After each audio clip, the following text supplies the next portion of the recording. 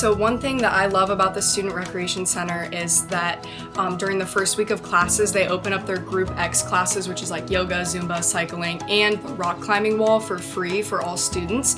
So students can come without having to get that membership and use the rock wall. And that's actually when I used the rock climbing wall and found out that I really loved it.